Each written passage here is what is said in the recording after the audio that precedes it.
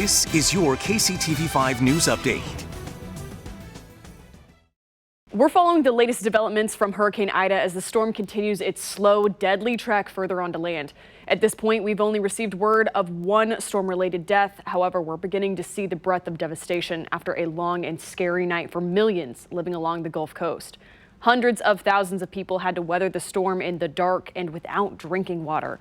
Ida knocked out power to the entire city of New Orleans, and the surrounding parish lost water pressure after fallen trees damaged critical water lines, dumping about 250,000 gallons of water per hour. Dramatic time-lapse video in the marshy community of Delacroix shows just how fast storm surge was able to overtake the fire hall. Timestamps on the video indicate that it took just over an hour for the entire area to be completely inundated, going from just wet to swamped. Even further south, a home security camera captured these moments as water poured into a beach house in Grand Isle.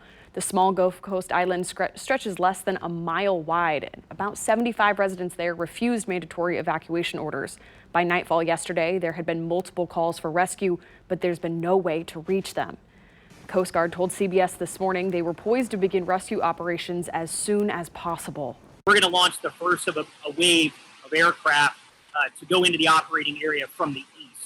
And that wave will include airplanes and helicopters, all fitted for search and rescue. The decision to enter the search area does not mean flying conditions are ideal. The Gulf remains extremely active and dangerous. We are accepting risk when we take off pre-dawn in the storm with high winds, but that's acceptable risk for our air crews because we know that there are people that are in need on the Gulf Coast right now. The storm knocked multiple ferries loose on the Mississippi River as the storm actually caused the river to flow in the wrong direction. Tugboats will have to retrieve them once it's safe to do so. The Jackson County Legislature has voted 6-3 to extend the county's mask mandate through October 7th. About 20 people spoke at this morning's meeting, most of them against the mandate. However, the health department recommended the extension, saying Jackson County remains a high transmission area for COVID-19. The elected officials who vote for this should not be able to walk down the street in peace. It's time. People need to rise up and fight back. Maybe we can knock this thing out, but we need people to do what they need to do. They need to go get vaccinated.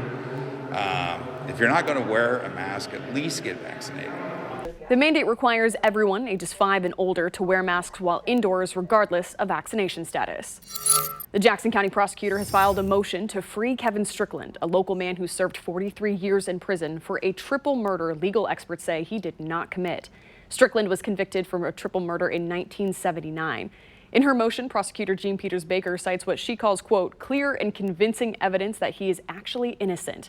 That evidence includes a verified alibi, no physical evidence, and sworn statements from 2 admitted gunmen who said Strickland was not at the crime scene. Hello, I'm Bill Hurlbrink with your Monday afternoon weather update. Elevated levels of ragweed are leading to a pretty high pollen count here as we go through the rest of the afternoon. So if you're an allergy sufferer, could really start to use some of that allergy medicines later on today, and especially for the next couple of weeks. That'll hang around. Lots of sun, mix of clouds as well, with chances of some showers and thunderstorms developing later on, about 3 or 4 o'clock this afternoon. Temperature should be in the mid-80s, but we could start to see a little bit of isolated development later on, just in time for the evening rush hour. Now, these chances are possible anywhere around Kansas City, not necessarily where Forecast Track is showing them popping up. Should die down a little later on tonight, but we could see some stronger storms north in Nebraska and Iowa drift through just in time for tomorrow morning's rush hour. Have a great afternoon. Turn to KCTV5 News for the latest all day. This is your personalized update because KCTV5 News stands for you.